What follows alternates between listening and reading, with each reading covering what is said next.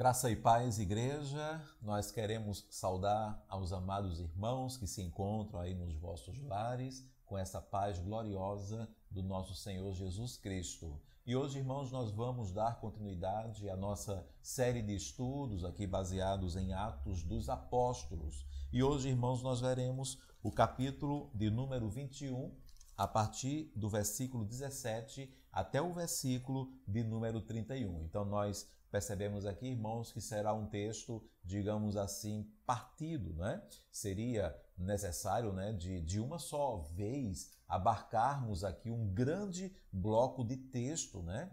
Mas é bem óbvio, irmãos, que não teríamos condições de, no tempo proposto aqui, que nós temos nas quartas-feiras, de analisarmos cada um dos versos, se nós tomássemos aqui todo o texto, né? Toda a situação contextual aqui nesse momento. Então, nós o faremos em pequenas pílulas do texto em si. Então, por isso, irmãos, a importância que mantenhamos a assiduidade nesse estudo, né? Que sejamos constantes e contínuos, né? Se você tem acompanhado, permaneça acompanhando para que você possa, ao final de tudo, juntar, né, todos os links em questão aqui desse momento na vida do apóstolo Paulo e da igreja do Senhor Jesus. E isso para que tenhamos condições de entendermos, então, essas interligações de cada bloco dividido. Então, hoje, nós iremos do capítulo 21, o verso 17, até o verso 31, que tem por título, pelo menos aqui na versão que eu estou usando, Paulo chega a Jerusalém e, de imediato aqui, a prisão de Paulo. O versículo 17, ele segue apresentando aquela pluralidade, né, existente no texto que nós temos já testemunhado desde o princípio ali de Atos dos Apóstolos. Então aqui inicia, né, tendo nós chegado a Jerusalém. Ou seja, Paulo, quando ele chega a Jerusalém, ele estava acompanhado de seus companheiros, né? E entre eles era garantido, né, que o Lucas, o escritor de Atos dos Apóstolos, ele estava ali presente com Paulo. E somos informados, então, da alegria que houve na igreja de Jerusalém em recebê-los de volta ali da terceira e última viagem missionária. O versículo 18 fala do encontro que esses viajantes, né, Paulo e os seus companheiros, tiveram ali no dia seguinte com Tiago, onde provavelmente aqui seria o irmão do Senhor Jesus Cristo, né? Então, não o Tiago apóstolo, que já havia inclusive sido morto, né, martirizado. Então, Tiago, o irmão de Jesus, e também se encontram com os presbíteros da igreja ali de Jerusalém. Vale aqui, irmãos, uma nota, né, que é a omissão aqui dos apóstolos. A partir de então, né, nós não vamos ver aqui os apóstolos, a exemplo de Pedro, por exemplo, né, que sempre estava em Jerusalém. Então, nós não veremos aqui a menção dos apóstolos. Então, a omissão dos apóstolos, a partir desse texto, indica que certamente eles tinham se espalhado, né, no trabalho missionário também. Então, os apóstolos não estavam aqui porque estavam também pondo em prática um trabalho missionário. E nesse encontro, então, foi-lhes relatado, né, tudo o que ocorreu na viagem, especialmente, de acordo com o verso 19, o que Deus fizera entre os gentios por seu ministério, né, pelo ministério ali do apóstolo Paulo. Então, nós vamos perceber, inclusive, que o próprio Paulo, ele fora o relator da viagem, né? Ele foi quem relatou o que ocorreu ali na terceira viagem missionária. O versículo 20, na parte A, diz então que eles deram glória a Deus pelo que ouviram, né? Pelos relatos, né? Mas eles também completaram, no versículo 20, na parte B, os presbíteros e Tiago relataram ali a Paulo e os seus companheiros. Bem, vês, irmão, quantas dezenas de milhares há entre os judeus que creram e todos são zelosos da lei.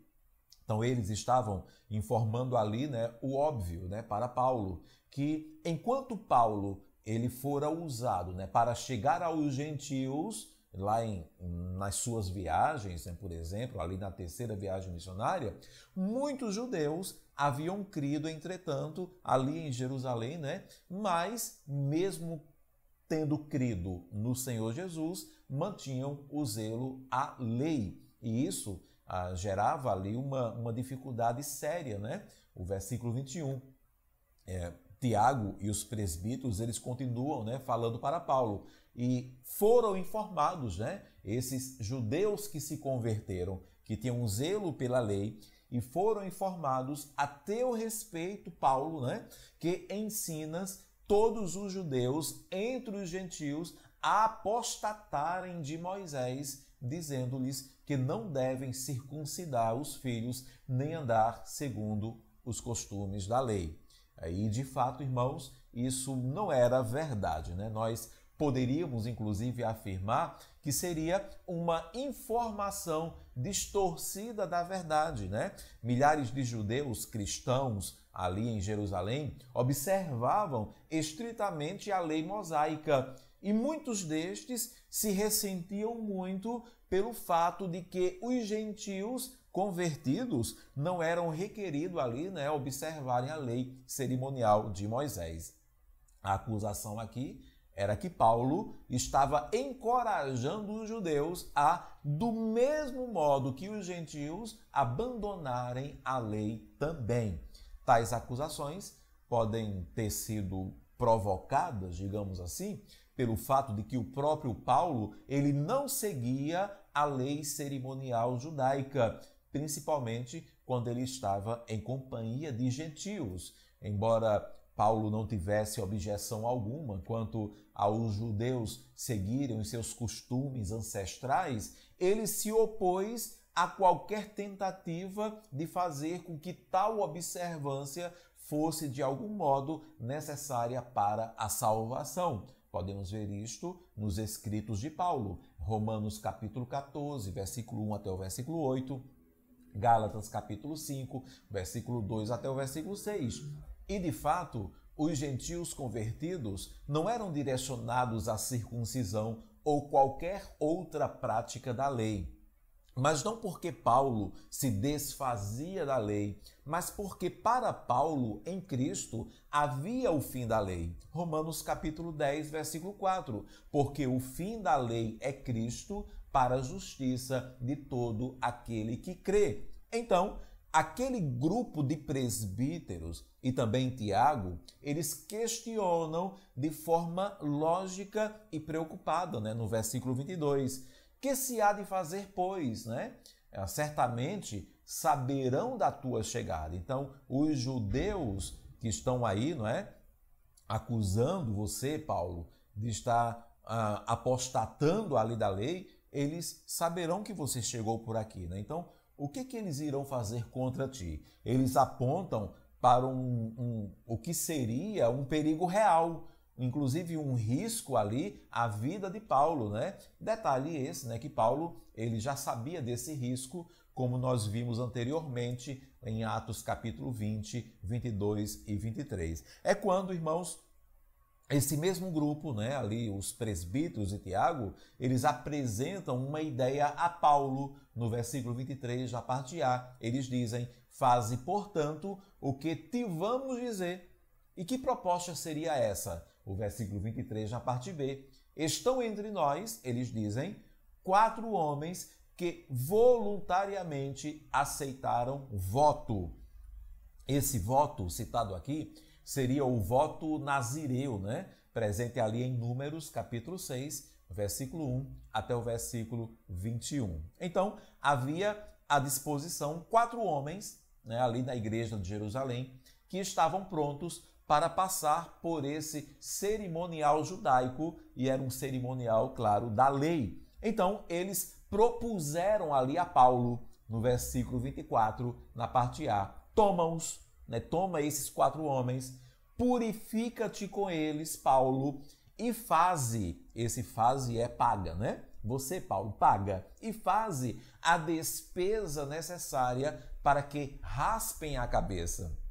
No voto nazireu, o devoto, né, ali o voluntário, ele deixava o seu cabelo crescer e quando o período do voto tivesse terminado, ele rapava o cabelo, dedicava-o ao Senhor e o queimava junto com o sacrifício para a oferta pacífica. Números capítulo 6, versículo 18. A ideia daqueles homens, dos presbíteros e Tiago, é que Paulo ele demonstrasse apreço e respeito por essa cerimônia, participando da purificação desses 4 homens. E de que forma ele faria isso? Pagando as despesas de toda a formalidade, indo com eles ao sacerdote para os sacrifícios e participando dos ritos de purificação. Desta maneira, Paulo, de forma pública, ele demonstraria que era um judeu cumpridor da lei. Versículo 24, na parte B. Eles dizem, você fazendo isso, Paulo, e saberão todos que não é verdade o que se diz a teu respeito e que, pelo contrário, andas também tu mesmo guardando a lei. E aquele grupo, né, eles ainda completaram, digamos assim, né, eles informaram a Paulo no versículo 25, quanto aos gentios que creram, nesse caso, os gentios que creram ali em Jerusalém, tá bom, irmãos? Na ausência de Paulo.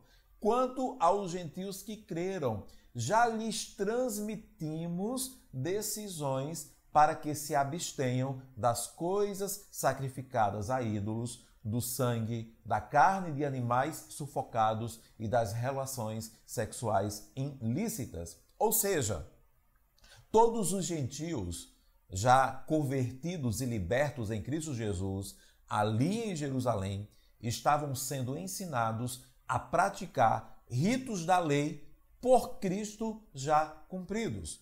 À primeira vista, irmãos, diante de tudo o que nós já vimos até aqui no livro de Atos dos Apóstolos, à primeira vista, isso parece um retrocesso, né? Bem óbvio, né? A tudo aquilo que o Evangelho já havia avançado. Aqui mesmo, irmãos, em Atos dos Apóstolos, e inclusive aqui mesmo na própria cidade de Jerusalém, já havia tido, né, toda a controvérsia sobre a circuncisão de gentios convertidos, né? Lá em Atos capítulo 15. Inclusive, havia sido decidido ali em Atos 15 que os gentios convertidos, eles não precisavam passar pela circuncisão. Bem, irmãos, mas o fato é que Paulo, ele, digamos assim, ele se calou, né? Ele já havia falado muito lá em Atos 15, que não era necessário, ele havia combatido essas coisas, mas aqui ele se calou, como eu acredito, quem pensa, já falei muito, eles não deram ouvidos, então ele se calou e ele aceitou, né? O versículo 26, então Paulo, tomando aqueles homens, né, os 4 homens, no dia seguinte, tendo se purificado com eles, ele entrou no templo, acertando o cumprimento dos dias da purificação até que se fizesse a oferta em favor de cada um deles. Isso, no mínimo, mostra a intenção do apóstolo de fazer todo o possível para manter a paz. Ele já sabia que seria tremendamente reprimido ali em Jerusalém, ele já sabia disso, então, creio eu, ele pensou assim, né? Que não seja por irmãos, né, em Cristo, né? Que eu não seja reprimido por irmão em Cristo, por judeus convertidos, quer seja gentios crentes convertidos ou judeus, que eu não seja reprimido por eles. E afinal, irmãos, como judeu, ele estaria apenas cumprindo ritos que, ao seu ver, não gerariam nenhum dano, né? Penso eu, né? Não gerariam nenhum dano. Ele estaria pondo ali o seu próprio princípio em prática, princípio este que ele havia ali ensinado e escrito, né, para a igreja de Coríntios, em 1 Coríntios capítulo 9, versículo 20. Procedi, disse Paulo, para com os judeus, como judeu, a fim de ganhar os judeus, para os que vivem sob o regime da lei, como se eu mesmo assim vivesse, para ganhar os que vivem debaixo da lei. Aí ele declara, embora não esteja eu debaixo da lei. Mas a lição, ela vem com o resultado disso tudo, né?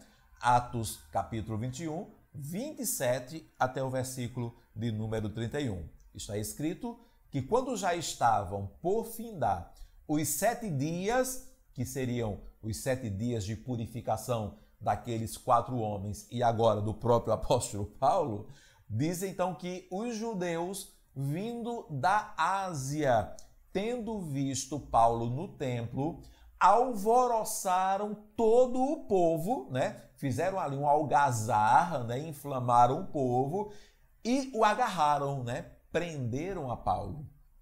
E eles gritando, né? Gritavam muito, né? Israelitas, socorro, socorro! Esses judeus da Ásia gritando ali, agarrando a Paulo. E eles diziam, este é o homem que por toda parte ensina todos a serem contra o povo, contra a lei e contra este lugar. Ainda mais, introduziu até gregos, né, no templo e ele profanou este recinto sagrado. Aí no versículo 29 diz, pois antes, né, diz o texto, eles tinham visto Trófimo, que era um efésio, né, certamente que estava ali também junto de Paulo, e viram esse Trófimo, diz o texto, em sua companhia da cidade, e eles julgavam que Paulo o introduziram no templo, né, e ele sendo um grego, né.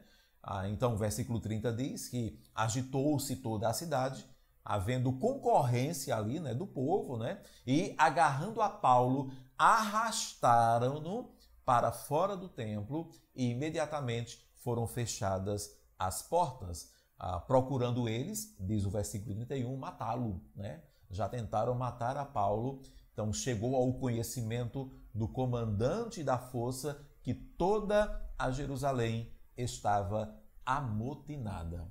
Paulo estava sendo acusado de profanar o templo, pois havia, irmãos, e aqui é apenas um provavelmente, viu, irmãos? Provavelmente, pois havia introduzido um gentio dentro dele, né, do templo, o que requeria, sim, uma pena de morte, e isso por apedrejamento, de acordo com a lei. Não se sabe ao certo, irmão, se esses judeus vindo da Ásia seriam alguns cristãos. Nós não podemos afirmar isso. Mas, ao que tudo indica, seriam daqueles grupos, se vocês bem se lembram, aqueles grupos de judeus que estavam sempre no encalço de Paulo, né? No encalço ali do apóstolo, por onde quer que ele estivesse. Eles chegavam numa cidade onde Paulo estava e o difamavam e sempre tentando ali buscar o seu mal. Tentavam alvoroçar a cidade em questão contra o apóstolo. Nós vimos muito isso acontecendo ali durante as viagens do apóstolo Paulo. E aqui então, irmãos, a partir do versículo de número 32, né, se inicia uma verdadeira via crucis na vida desse amado apóstolo. Mas hoje nós iremos até então o versículo de número 31. Procurando eles matá-lo, chegou ao conhecimento do comandante da força que toda a Jerusalém estava amotinada. Então, irmãos, diante disto, o que fica para nós hoje, né? Quais são as lições e aplicações que nós retiramos deste bloco de Atos 21, 17 até o versículo 31. Primeiro, a humildade do apóstolo, irmãos. Que lição para nós, irmãos? A humildade do apóstolo Paulo. Ali, irmãos, em Jerusalém, quando Paulo chega, não estava Pedro, né? Ali aquele que liderava a igreja em Jerusalém, o próprio apostolado, né? Não estava Pedro, não estavam os demais apóstolos, mas Paulo, ele encontra a Tiago, irmão de Jesus, e os presbíteros da igreja de Jerusalém. E estes direcionam a Paulo, e eu ouso dizer, né, o grande apóstolo Paulo, né? E Paulo, ele ouve a esses homens e os obedece. Paulo, ele seria, né, e fora, de fato, um grande líder na medida que sabia ser liderado também. E para nós, irmãos, é um exemplo. Não é um fácil exemplo, mas é sim um necessário exemplo. Quem quer liderar precisa ser liderado também, né? Aqui, irmãos, um exemplo de humildade para nós do apóstolo Paulo. Segundo, irmãos, a sobriedade do apóstolo Paulo. Ele sabia, como nós bem ouvimos, o que lhe esperava ali em Jerusalém. Ele sabia. Mas isso não fez com que ele chegasse ali em Jerusalém, já que, eu vou ser preso mesmo, eu vou ser morto, perseguido, né? Não fez com que ele chegasse ali como um louco, né? Dando murro ali em ponta de faca, ou dando tapa em autoridade. Vou logo aqui bater na cara de uma autoridade, eu vou ser preso mesmo. Não, irmãos. Ele demonstra, mesmo sabendo que sofreria, uma sobriedade e uma inclinação para evitar conflitos. Estão dizendo, me acusando que eu estou apostatando dos ritos judaicos? Então, é para fazer o rito cerimonial? Então eu faço. Isso vai acalmar os ânimos? Então eu faço. Muitas vezes, irmãos, nós abriremos mão até mesmo de um direito adquirido para que a paz seja estabelecida. Romanos capítulo 12, 18. Se possível, quanto depender de vós, tende paz com todos os homens. Foi o que Paulo fizera, irmãos, ali, quando ele disse, tá bom, eu vou lá com esses 4 homens, eu pago a cerimônia, mesmo não acreditando mais nessas coisas. Não é se desfazendo, porque em Cristo já havia o fim da lei, mas ele fizera. E terceiro, irmãos, nós podemos ver aqui o resultado para o apóstolo. Irmãos, quem disse que todas as coisas dariam certo porque era Paulo? Quem foi que disse? Ou porque era um crente em Cristo Jesus, porque era alguém chamado. Se eu sou chamado, então tudo vai dar certo. Quem disse, irmãos? Ele fez tudo certinho. Ele, inclusive, engoliu, ali um certo orgulho.